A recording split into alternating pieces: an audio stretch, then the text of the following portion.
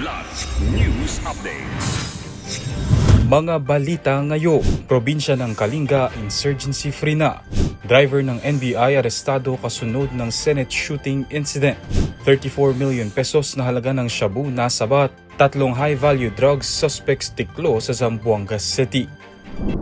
Ako po si Cesar Soriano para ihatid ang mga nangunang balita sa buong kapuluan ngayon. Idineklara na rin bilang insurgency-free ang lalawigan ng Kalinga matapos itong ilagay sa ilalim ng State of Stable Internal Peace and Security o SSIPS sa ginanap na seremonya sa Kalinga Sports Center noong Mayo 12. Batay sa Sangguniang Panlalawigan Resolution No. 2026-203, kinilala ng mga otoridad na nakamit ng Kalinga ang mapayapa at matatag na kalagayan dahil sa pinaigting na seguridad, mabuting pamamahala at pagtutulungan ng komunidad. Kasabay nito, formal ding ipinasa mula sa militar patungo sa Philippine National Police Kalinga ang pangunahing papel sa internal security operations. Pinangunahan ni Governor James Eduba at Vice Governor Dave Odiem ang programa kung saan inilunsad din ang SSIPS seal at nilagdaan ng mga opisyal at ahensya ng gobyerno ang isang pledge of commitment. Nagpahayag naman ng DILG ng patuloy nitong suporta para sa pangmatagalang kapayapaan at sustainable na pag-unlad sa lalawigan. Noong Mayo 11 nang unang idineklarang insurgency-free ang karatig probinsya sa Cordillera na Apayao.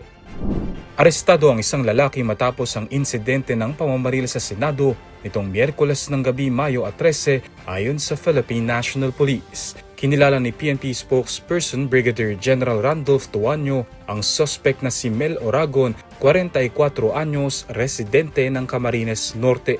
Naaresto umano siya sa ikalawang palapag ng gusali kung saan narinig ang mga putok ng baril. Narecover mula sa suspect ang mga live ammunition at magazine ng M16 rifle. Iniimbestigahan din ng pulisya ang ulat na isa umano siyang volunteer driver ng National Bureau of Investigation.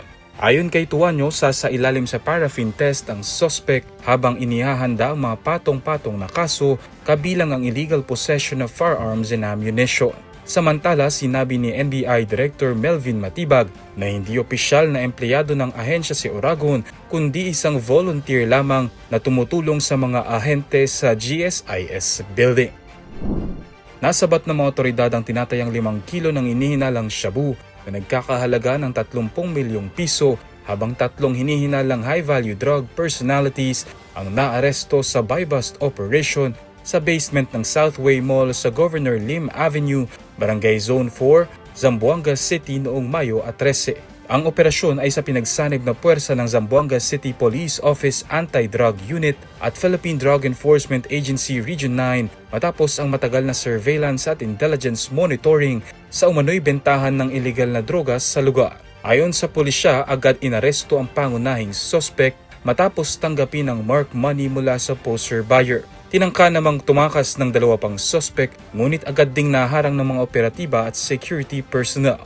Narecover sa operasyon ng inihinalang shabu, marijuana, mark money, cellphone at iba pang dokumento. Patuloy ang investigasyon sa posibleng drug network ng mga suspect. Para sa Kidlat News Channel, ako si Renzel Lenon, nag-uulat. Ako po si Cesar Soriano, kasama nyo sa bawat pagputo ng balita.